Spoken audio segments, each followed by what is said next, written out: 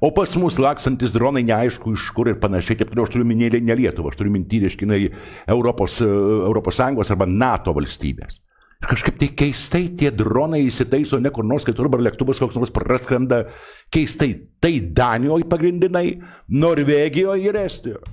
Vėl dronai, reiškia, tas skraidimas, reiškia, lėktuvų, kažkaip jie man asmeniškai kelia įtarimą. Aš nežinau, kurie pusė provokuoja. Dronai įskridę į Lenkiją ir, kiek aš suprantu, iš viešos erdvės ir ko gero ir į Lietuvą, skrido iš Baltarusijos. Kaip bebūtų, reiškia, sakykime, Lenkija pradeda šaukti pas juos ant 20 dronų, bet 20 dronų ir 43 milijardai po 100 kalakutų. Dronai, reiškia, tas skraidimas. Kada atskris Putino dronai? Šiandien dar neatskrido dronai. Dar nedaužo mūsų įmonių ten ar ligoninio ar mokyklų. Dabar tie dronai. Daužys. Kodėl Ukrainoje daužo? Daužys ir Lietuvoje. Už nepaklusnumą baus. Šlovė Ukrainai.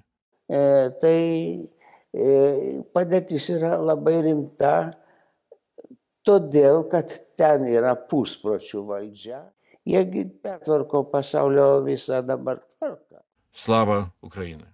Europarlamente ir komisarų taryboje kitaip negali. Jeigu komisaras, tai tvarko rūpužė turi būti. Viskas sušautų, ne bolševikinis požiūris. Ir dar kartą pakartoti tuos pačius žodžius, kurie turi savo ypatingą prasme. Šlovė Ukrainai, slava Ukrainai. Kiek pinigų susidėsi? Žaidimas. Visur, kaip matot, žaidimas. Jeigu jūs norite, kad pas mus Lietuvoje nebūtų žaidimų. Politinis chaosas privalo. Jisai tik stiprės, aš jau nekartą esu sakęs. Ir problema yra tame, kad jei tik tai konservatoriams pirštą į burną įdedė, tai jis būtinai tą pirštą atkas. Pirštai stumdyti didžiausią partiją. Kažko tai pas mus meriukų atsirado labai daug, ar dar visokių velnių, atvirai kalbant, gubernatoriais virstančių. Ar nereikės tik tai taip kartais kokio nors karklo nuskynus, aš kaip per užpakaliuką užbrauk tokiems, atvirai kalbant, gubernatoriams. Tai kuriozinė situacija. O Kinijos variantas? Atkreipkite dėmesį, Gabrielius. Turintis labai reikšmingus partnerius, tokius kaip Kinija, atstatyti padarytas klaidas, geopolitinės klaidas anksčiau. Kaltų reikėtų ieškoti tik žiūrint į veidrodį, kitur jų niekur nebūtų galima rasti. Šiuo metu vadovauja Gitanas Nausėda. Bet turėkite jūs sąžinės nors vieną kartą.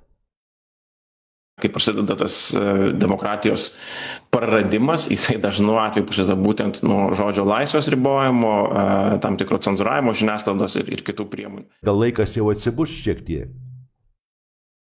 Nereikia miegoti. Vėlgi, žodžio laisvės garantija, kuria mums yra suteikta.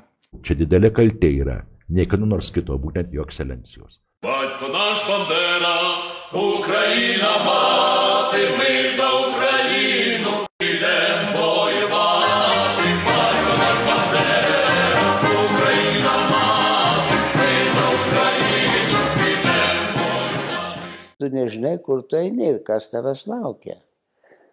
Man tavęs gaila. Eisit šunim šėko pjauti pirmieji ir nesvarbu, ar čia bus sveiki pamatai ar nesveiki, eisit šunim šėko pjauti, nes jūs šitai sukūrėt.